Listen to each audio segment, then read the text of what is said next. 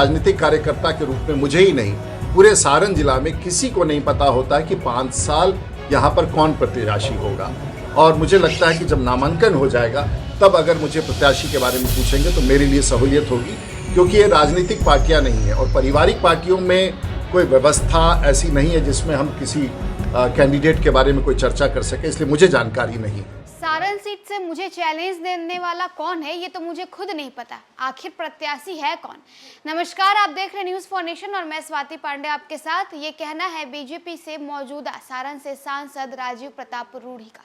दरअसल लालू प्रसाद यादव ने अपनी दूसरी बेटी यानी डॉक्टर रोहिणी आचार्य को चुनावी मैदान में उतार दिया है और चैलेंज कर रही हैं वो सारण लोकसभा सीट से राजीव प्रताप रूढ़ी को, जो कि मौजूदा सांसद है। अब ऐसे में बीते दिनों रोहिणी आचार्य जो है वो सारण भी गई हुई थी, जहां कार्यकर्ताओं ने उनका स्वागत किया। उससे पहले वो हरिहर नाथ मंदिर गई थी, बाबा महादेव का उन्होंने आशीर्वाद लिया। फिर अपने माता पिता का आशीर्वाद लेकर के रोहिणी आचार्य सारण जाती हैं, वहां लोगों के बीच जाती हैं। अब बुलडोजर से उनके ऊपर फूल बरसाया जाता है, कार्यकर्ताओं ने उनका स्वागत भी किया। रोहिणी का बयान भी निकल कर सामने आता है। वो कहती है कि बिहार की जनता के लिए हम करेंगे और हम जा रहे हैं लोगों का आशीर्वाद लेने के लिए, अपनी जनता का आशीर्वाद लेने। अब ऐसे में सवाल जब पूछा जाता है राजीव प्रताप रूढ़ी से, जो कि बीजेपी के सांसद भी हैं सारण से, और साथ ही साथ एक बार फिर से बीजेपी ने उन्हीं के ऊपर भरोसा जताया है और उन्हें वहां से एज अ कैंडिडेट उतारा गया है। तो जब राजीव प्रताप रूढ़ी से पूछा जाता है तो वो कहते हैं कि कौन है मुझे चैलेंज करने वाला प्रत्याशी। मुझे नहीं पता, क्योंकि वो राजनीतिक दल नहीं, वो पारिवारिक दल है और पारिवारिक दल का कोई ठीक नहीं होता है, कोई भरोसा नहीं होता है। वो जब चाहे प्रत्याशी बदल भी सकते हैं। जब तक उनके तरफ से जो प्रत्याशी का वो नाम दे रहे हैं वो जब तक नामांकन नहीं कर देते हैं तब तक हम नहीं मानेंगे कि वही यानी रोहिणी आचार्य जो है वो लालू प्रसाद यादव की तरफ से यानी आरजेडी की तरफ से वो प्रत्याशी है।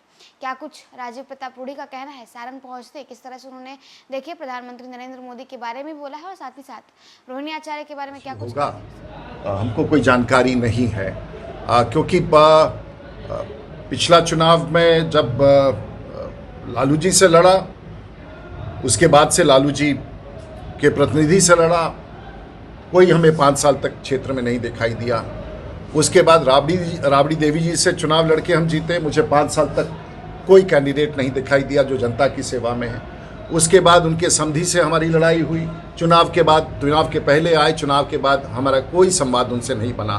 तो दरअसल पूछिए, राजनीतिक कार्यकर्ता के रूप में मुझे ही नहीं, पूरे सारण जिला में किसी को नहीं पता होता है कि 5 साल यहाँ पर कौन प्रत्याशी होगा।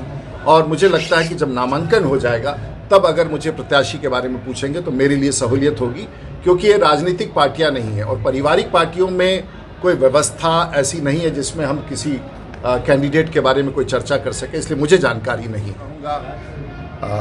भारतीय जनता पार्टी और साथ साथ एनडीए अलायंस का, जिन्होंने मुझे फिर से एक बार भारतीय जनता पार्टी के प्रत्याशी के रूप में, एनडीए के अलायंस पार्टनर के रूप में मुझे फिर से एक बार चुनाव लड़ने का सारण संसदीय क्षेत्र से मौका दिया है।